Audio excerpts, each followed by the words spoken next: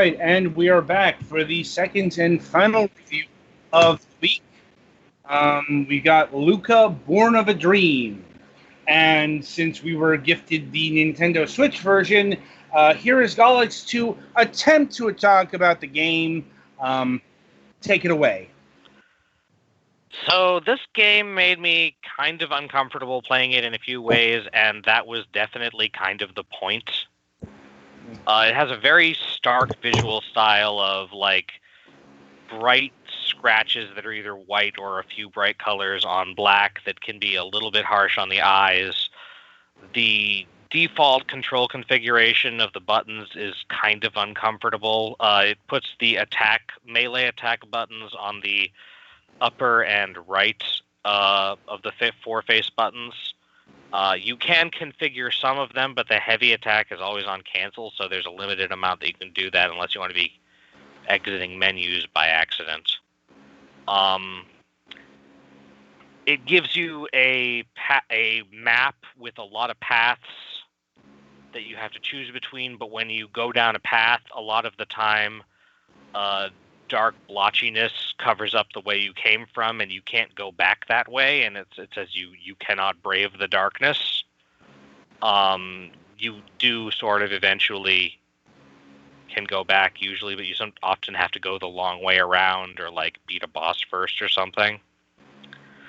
Also, it drops you into a tutorial with when you first load it up with very little ability to customize anything, and then you have to fight through the tutorial, and probably most people the first time they play through are just going to die, but that counts as completing the tutorial, so you go into the game proper from there. Then you have to just fight these abstract-looking, kind of horror-y things. There are characters that you can talk to sometimes, but they don't always get names, and sometimes more than one name is used for things that look the same. So there's some psychological stuff in there. So yeah, overall, it's kind of a complicated game. The quote-unquote box art or title art that you see outside of the game actually looks very different from the actual in-game art, which threw me off a little bit. Also, while I didn't... as you play the game, you have a corruption meter in the upper right corner of the screen that is constantly ticking up just as you play, and it jumps like maybe 5% or so when you die. Otherwise, there's not really a super penalty for dying.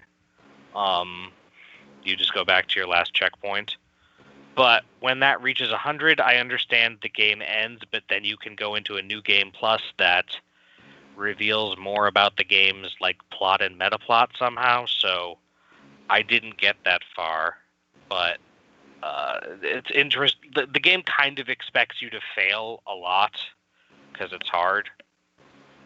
I joined the Discord to double check about the controls because at first it seemed to me like the controls might have just not been swapped from the Xbox button names when they were ported to the Switch. So because it almost seems like it would make more sense that way, but no, it was an intentional discomfort thing.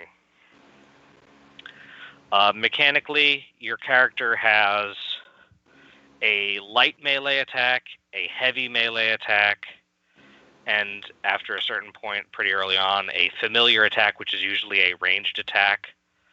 The light and heavy melee attacks drain stamina, which recharges when you're not doing them. And the familiar takes charge, which does not recover, but you regain it by beating up on enemies. So it has a kind of deliberate...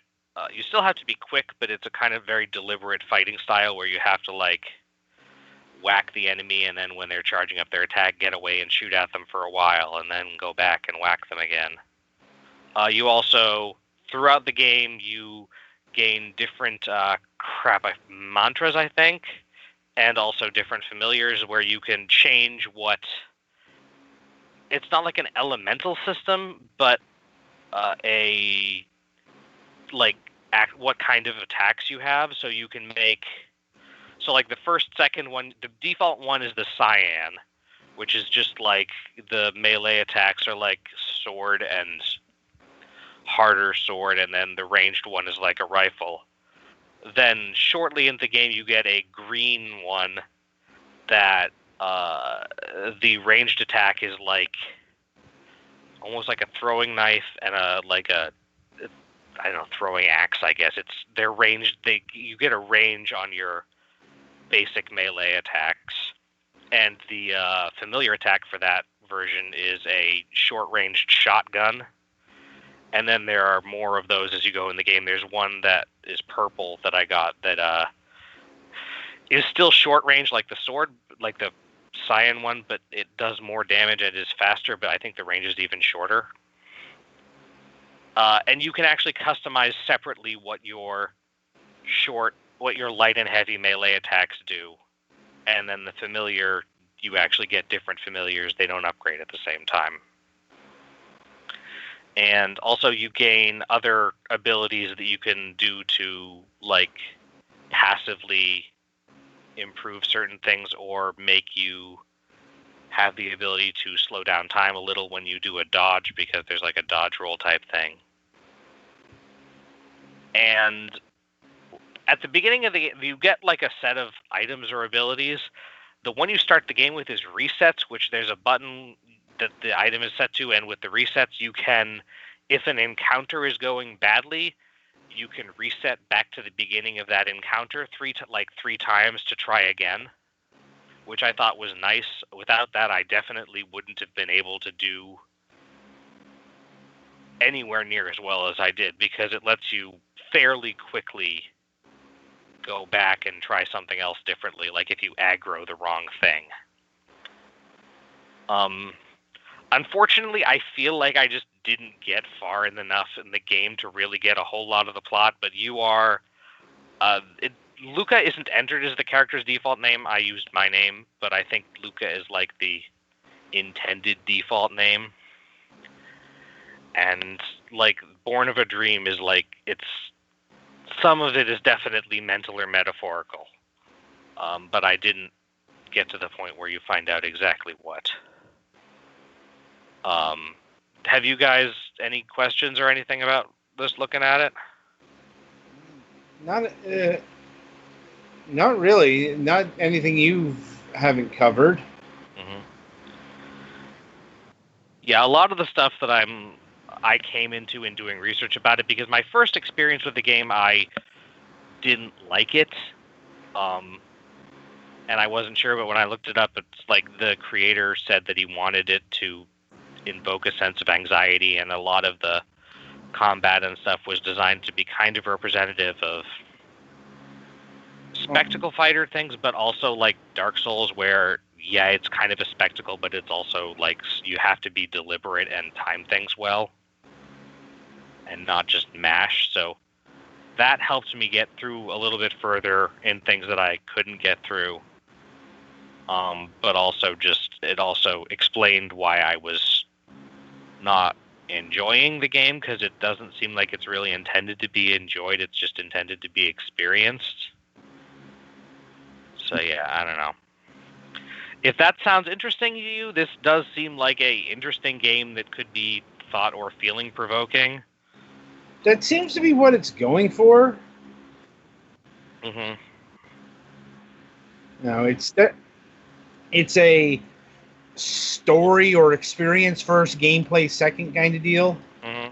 And the aesthetic is definitely interesting. It's just not the easiest thing literally to watch for a long time, because it's kind of high contrast.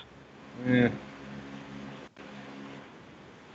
It kind of reminds me of a freeware game on a budget. Well, the color scheme is very like MS-DOS or early Windows high contrast color scheme. But the art style kind of reminds me of that paper that's black, but it has a black coating but bright colors underneath, that's designed to be like sketched on with like a scraper. Because the drawings are very scratchy.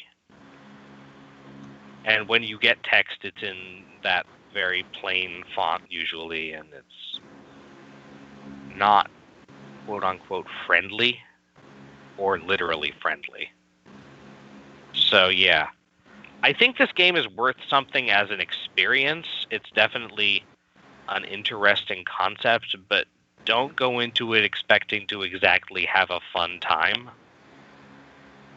So, a question I do have is, was there anything this game did on the Nintendo Switch to make use of the HD Rumble or touchscreen controls, that kind of thing? I did not even try touchscreen controls. I don't think there are any.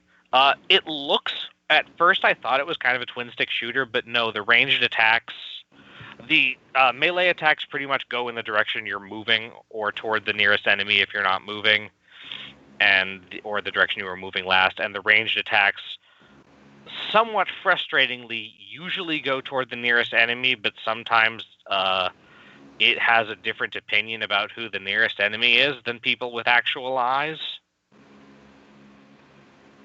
I had a couple of times where it definitely aggroed something further away from me, and then I had to restart because I lost badly. Apparently the Switch version of the game is $15. I think the Steam version is probably about the same as that. Let's see. Yeah, same as that. So apparently there's a good amount of play time and like replayability and stuff. So I think that's reasonable. But again, if you value like games having a fun time for you, you might just end up being frustrated. But if you want to have a contemplative, somewhat distressing game, then this is definitely, I think, worth that price.